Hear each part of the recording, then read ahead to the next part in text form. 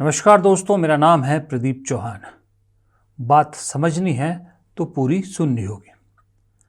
दोस्तों, आज प्रधानमंत्री ने बाकायदा अपने मुंह से सोशल मीडिया पर मैसेज डाल के इस देश के लोगों को बताया कि उन्हें शासन पर बैठे आज 25वें साल में एंटर कर रहे हैं। 24 साल पूरे हो गए।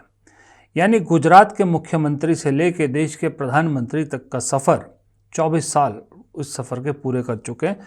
25वें साल में एंट्री कर चुके हैं और इस 25वें साल को जताने की ज़रूरत क्यों पड़ी प्रधानमंत्री को, ये अपने आप में एक बहुत बड़ा सवाल है।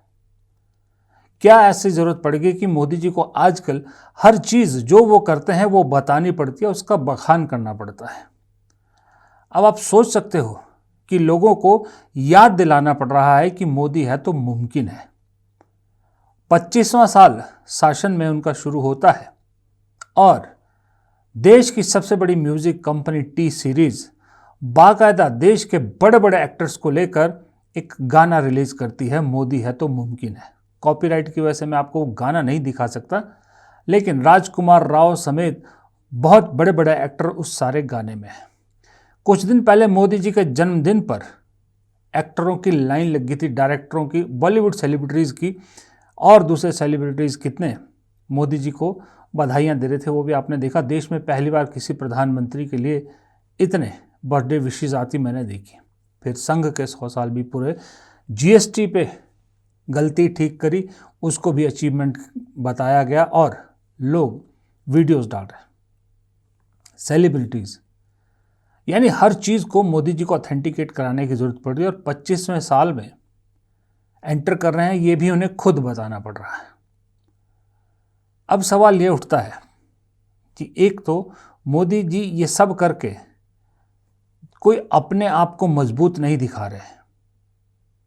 कोई भी पढ़ा लिखा इंसान समझ सकता है, अनपढ़ आदमी भी समझ सकता है कि ज़्यादा ढिंडोरा वही पीटता है जो कमज़ोर होता है। जो ताकतवर होता है, सच्चा होता है, उसे ज़्यादा ढिंडोरा पीटने की ज़रूरत नहीं पड़ती, क्योंकि ढिंडोरे के पीछे सच्चाई छुपाई जाती है। क्योंकि इस वक्त देश दोराहे पर खड़ा है। देश में बदलाव की हवा चल पड़ी है। सुगंध सब सूंघ रहे हैं, संग सबको आ रही है सुगंध की। देश में बदलाव की सुगंध चल पड़ी है, बयार बह चुकी है।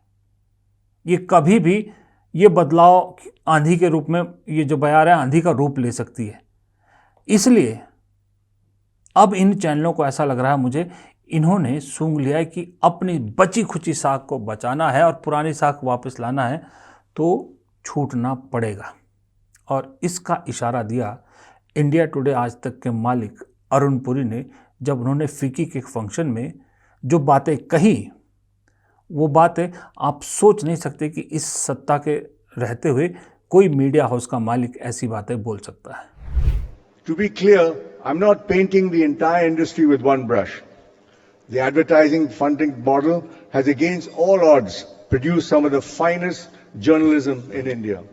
The Bofors scandal, the 2G spectrum scam, the Commonwealth Games expose, the corona pandemic issues, Manipur, Ukraine war and many more.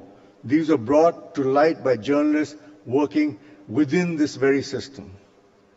But we must be honest, the space for dissent is shrinking.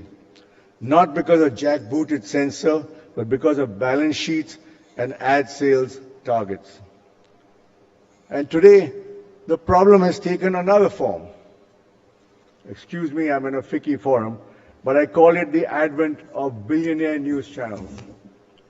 We are now seeing the entry of large industrial houses into the news business, for whom news is not a business at all, but it is a tool of influence and access.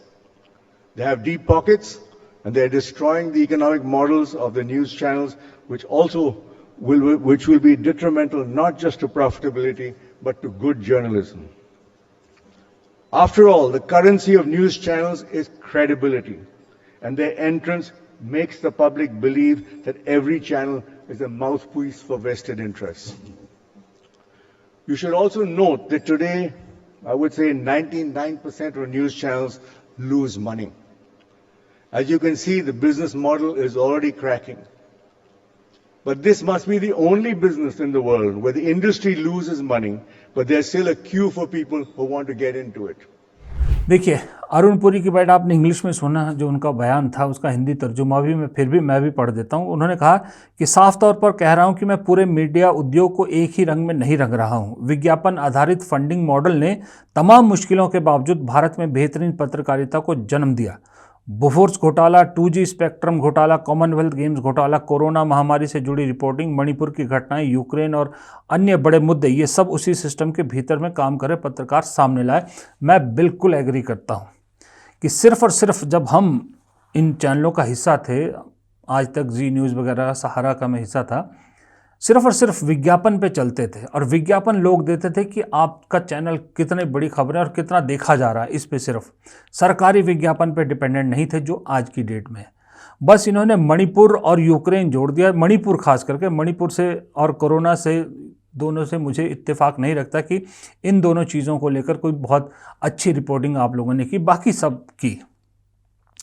लेकिन हमें ईमानदारी से स्वीकार करना होगा कि असहमति की जगह सिकुड़ रही है। पॉइंट टू बी नोटेड, असहमति की जगह सिकुड़ गई है। मतलब अगर आपने सत्ता के साथ चलने से इनकार किया तो आपकी खैर नहीं है। ये लाइन साफ बताती है, मीडिया हाउस को ये क्लियर इंस्ट्रक्शन है। और इसका कारण कोई सैन्य सेंसरशिप या ज़बरदस्ती नहीं है, बल्कि बैलेंस शीट और विज्ञापन की बिक्री लक्ष्य है। बाहर का कोई विज्ञापन देता नहीं। आज की डेट में आपने देखा होगा किसी भी चैनल में आपको दो ही विज्ञापन दिखते हैं, या सरकारी या फिर बीजेपी शासित किसी सरकार के या फिर पतंजलि के, इसके अलावा कोई नहीं दिखता और ये सब एक ही थैली के हैं। तो ठीक बोल रहे हैं कि जैसे ही कोई सही पत्रकारिता करने लगेगा, इनके ये एड्स रुक जाएंगे और फिर धंधा बंद होने की कगार पे हो जाएगा। और आज ये समस्या एक नए रूप में हमारे सामने है। माफ़ कीजिएगा, मैं फिफ्की फोरम में हूँ, लेकिन मैं इसे बिलियनियर न्यूज़ चैनल का दौर कहता हूँ। बिलियनियर्स न्यूज़ चैनल, याद रखिएगा, दौर। अब हम देख रहे हैं कि बड़े बड़े उद्योग घराने समाचार व्यवसाय में उतर आए हैं। बड़े बड़े उद्योग घराने कौन है आप जानते हैं? AA, जिनके लिए समाचार कोई व्यापार नहीं है, न्यूज़ कोई बिजनेस नहीं है उनके लिए, बल्कि प्रभाव और पहुंच का उपकरण है। सरकार के नज़दीकी प्रभाव और पहुंच का उपकरण है। उनके पास अथाह पैसा है और वो न्यूज़ चैनलों के आर्थिक ढांचे को तबाह कर रहे हैं, जो न सिर्फ लाभप्रदता बल्कि अच्छी पत्रकारिता दोनों के लिए हानिकारक है। आखिरकार न्यूज़ चैनलों की असली मुद्रा विश्वसनीयता होती है और इन घरानों की एंट्री से जनता ये मानने लगी है कि हर चैनल किसी न किसी स्वार्थ का मुखपत्र है। आपको ये भी जानना होगा कि मैं आज जो कहूँ 99% न्यूज़ चैनल घाटे में चल रहे हैं, यानी ये बिजनेस मॉडल पहले ही टूटने की कगार पर है। लेकिन ये शायद दुनिया का एकमात्र ऐसा व्यवसाय है जिसका सारा उद्योग घाटे में, फिर भी लोगों की लाइन लगी है इसमें उतरने के लिए।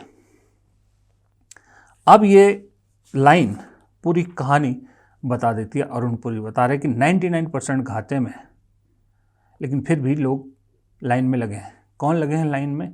वो लगे हैं जिनका जिक्र उद्योगपतियों के हिसाब से उन्होंने किया कि जो इसके ज़रिए जर्नलिज्म नहीं करना चाहते, न जर्नलिज्म को बिजनेस करना चाहते, इसके ज़रिए सरकार के साथ पहुंच बनाना चाहते हैं और अपने दूसरे काम निकलवाना चाहते हैं, वो लाइन में लगे हैं।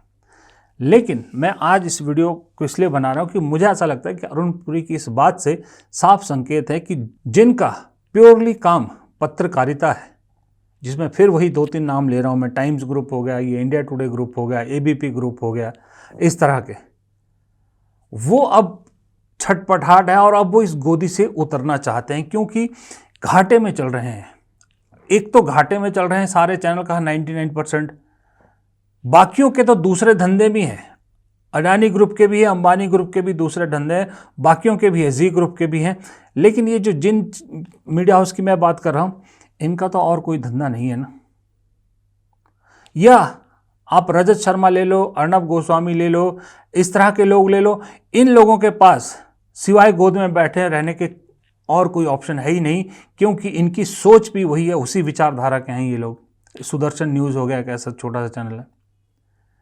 तो ये जो पत्रकारिता में नाम बना के ऊपर आए थे, इनको लग रहा है कि एक तो घाटे में जा रहे हैं, ऊपर से अगर हमारी विश्वसनीयता भी खत्म हो गई तो हम जैसी सत्ता पलटेगी हम कहाँ जाएंगे। बर्बाद होने के अलावा कोई ऑप्शन बचता नहीं है। इसलिए मुझे ऐसा लग रहा है कि अरुण पुरी की बात से संकेत है कि इस तरह के मीडिया हाउस अब गोद से उतरना चाहते हैं और मुझे ऐसा लगता है ये मौके का इंतज़ार कर रहे हैं। जैसे ही ये जो सत्ता परिवर्तन या बदलाव की खुशबू इन्हें आ रही है, जैसे ही ये खुशबू थोड़ी सी और स्ट्रांग आएगी, ये पलटी मार जाएंगे, ये फिर अपने उसी रूप में दिखेंगे आपको जो यूपीए सरकार के टाइम दिखते थे। लेकिन चलिए प्रधानमंत्री के 25 साल के बारे में बात करेंगे, लेकिन उससे पहले एक चीज़ पे बात करना ज़रूरी है। प्रधानमंत्री के 25वें साल में शासन के यानी गद्दी नशीं हुए 25वें साल को जिस तरह से मनाया जा रहा है, जिस तरह से उसका जश्न मनाया जा रहा है, उसी के बीच में प्रधानमंत्री को ही एक बुरी खबर भी आप या बुरे संकेत भी मिले। वो संकेत ये है कि प्रधानमंत्री अब तक सत्ता में काबिज है, प्रधानमंत्री के पद पर काबिज है, लगातार वो 3 चुनाव जीते हैं। इसकी सबसे बड़ी वजह अगर कोई है तो वो है इस देश की मीडिया। कहा जाता है मोदी जी जब प्रधानमंत्री पद के दावेदार बीजेपी ने उन्हें घोषित किया तो सबसे पहले उन्होंने इसी चीज़ पे काम किया कि जो मनमोहन सिंह की सरकार जा रही है, इस सरकार को गिराने का सबसे बड़ा कारण क्या है कि जी सबसे बड़ा कारण है मीडिया। मीडिया ने जिस तरह से उस वक्त इन्वेस्टिगेटिव जर्नलिज्म के नाम पर बहुत कुछ इन्वेस्टिगेट किया और धड़ल्ले से खबरें चली, क्योंकि कोई रोक टोक नहीं थी, कोई दबाव नहीं था, उसकी वजह से भ्रष्टाचार के आरोप मनमोहन सिंह सरकार पर चस्पा हो गए। फिर उसको मजबूत करने के लिए आरएसएस ने बाकायदा अन्ना हजारे नाम का एक पपेट धरने पर बिठा दिया, जिसके सपोर्ट में बाबा रामदेव और अरविंद केजरीवाल जैसे लोग खड़े कर दिए। ये सारी स्कीम कामयाब हुई।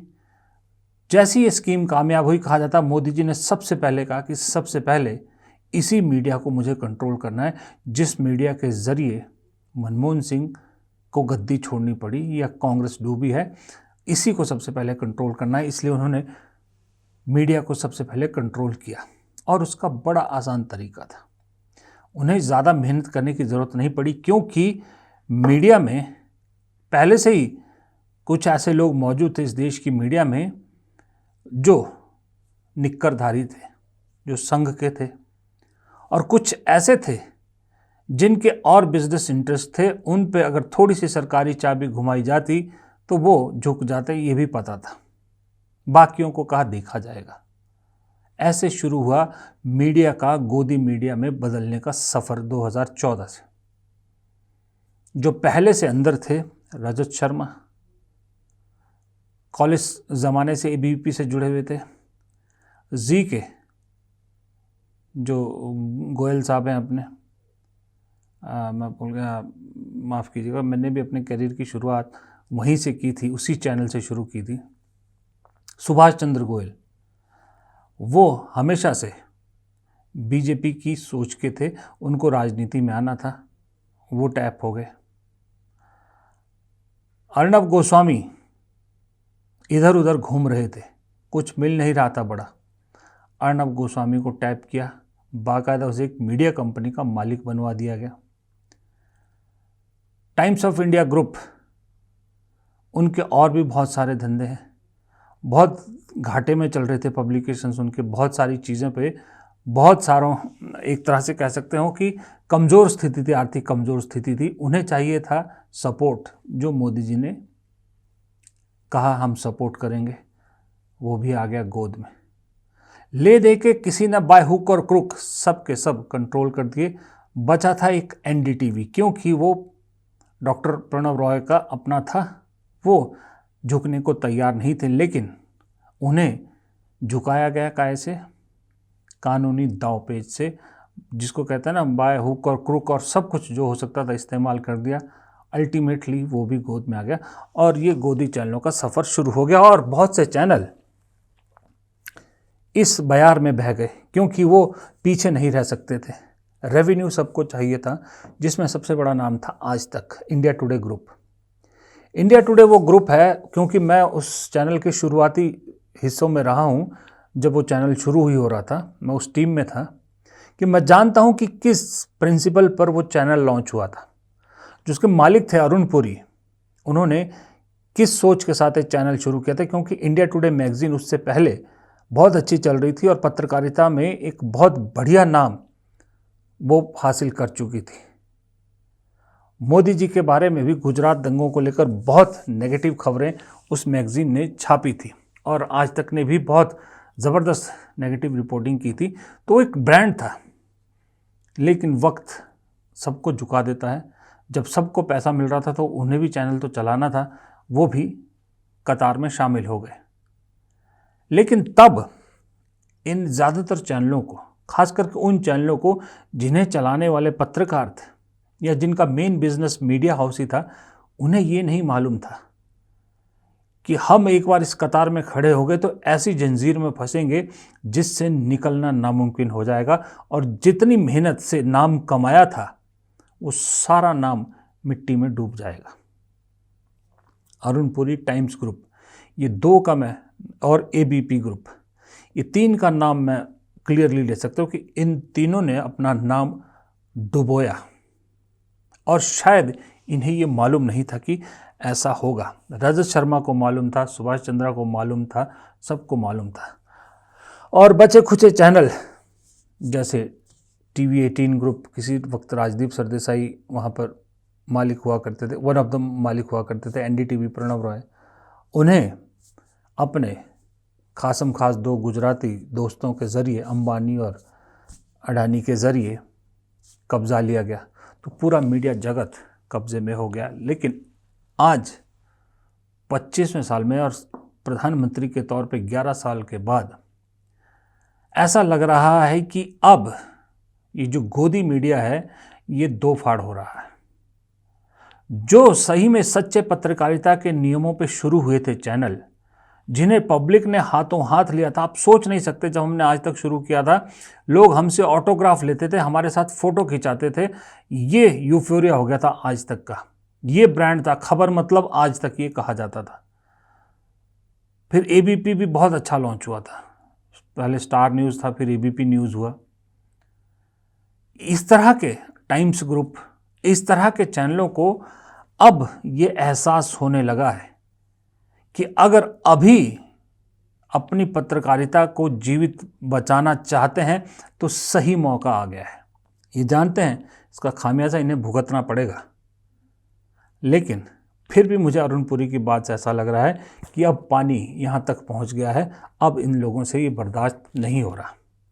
और ये बात जो मीडिया बदल रही है, दो फाड़ हो रही है, ये सिर्फ चैनल मालिकों तक नहीं सीमित है, बल्कि पत्रकार भी अब बदलते नज़र आ रहे हैं।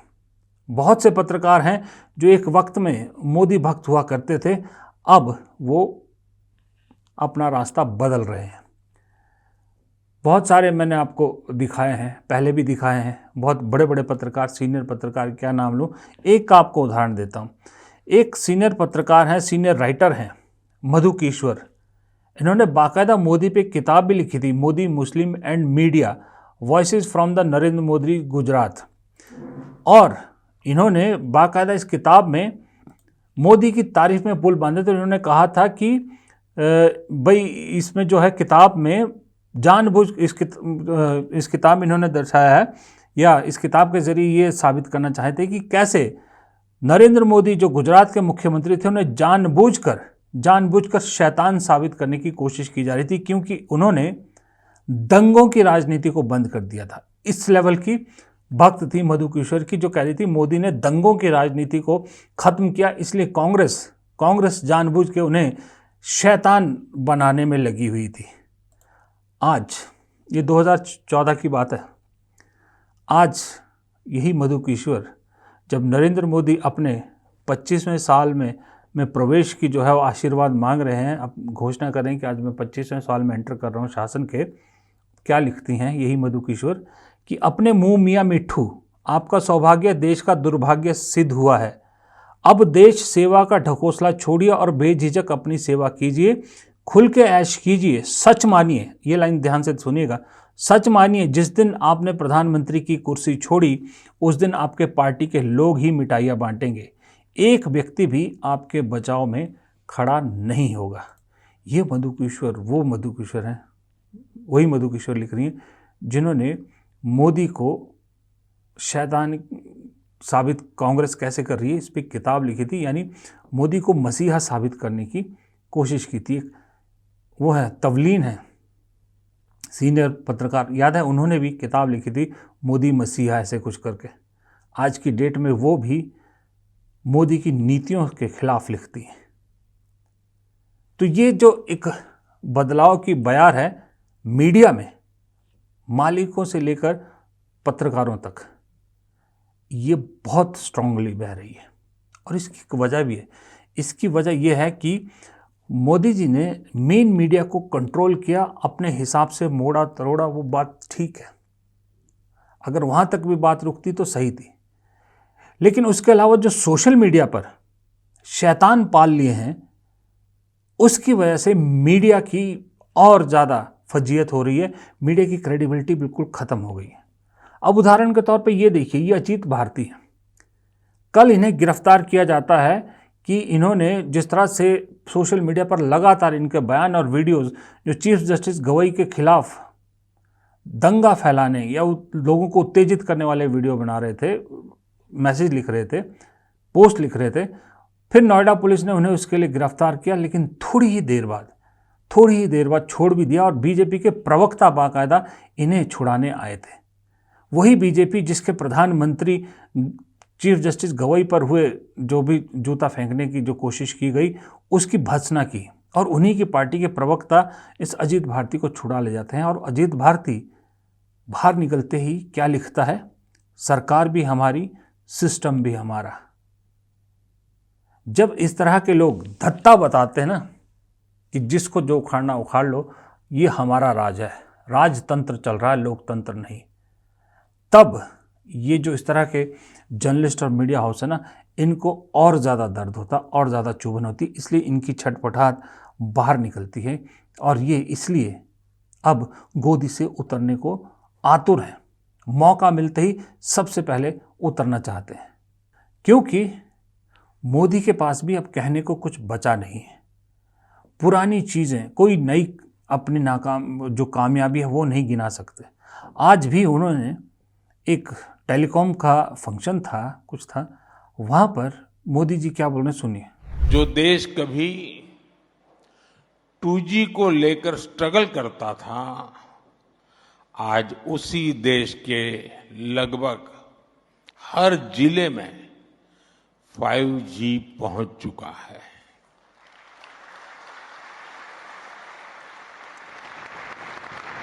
हमारा इलेक्ट्रॉनिक्स प्रोडक्शन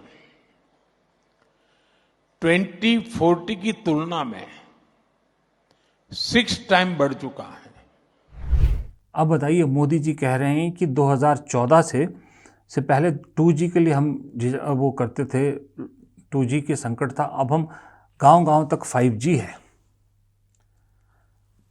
और आंकड़ा भी दे रहे हैं साथ में। अब देखिए, अगर मैं बीजेपी का ट्रोल होता और मोदी जी की जगह राहुल गांधी होते तो इस वक्त पूरा वीडियो मैं सिर्फ इस बात पे बना देता कि मोदी जी ने 2014 बोलने की जगह 2040 बोला, कि 2040 के मुकाबले जो भी आया ही नहीं है।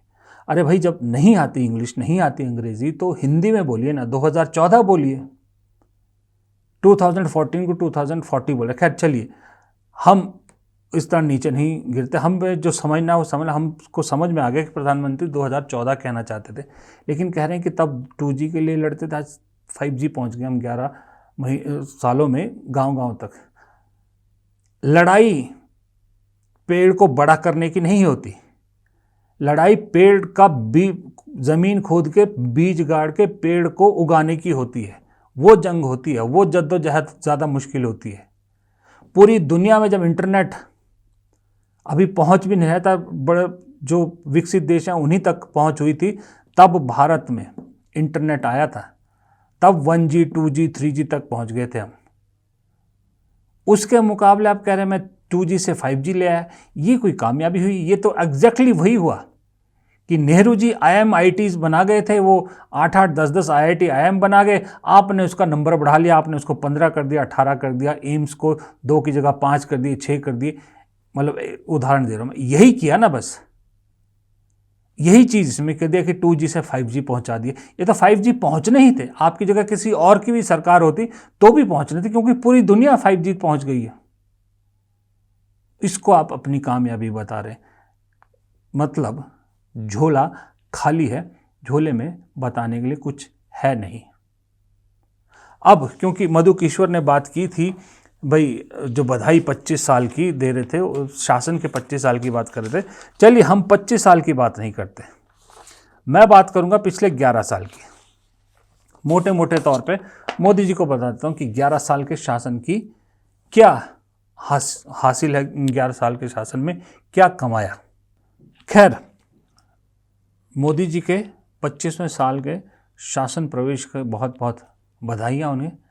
अब उनके 25 साल में से क्या क्या 11 साल में उन्होंने कमाया, ये सुबह वाला वीडियो ज़रूर देखिएगा। सुबह वाले वीडियो में थोड़ा सा डिस्कस करेंगे कि इन 11 सालों में मोदी जी ने दरअसल शासन के नाम पर इस देश को दिया क्या। तब तक इस वीडियो को यहीं ख़त्म करते हैं। वीडियो पसंद आए लाइक ज़रूर कीजिएगा, आपके लाइक से बहुत मदद मिलती है, वीडियो की रीच बढ़ती है हमारे।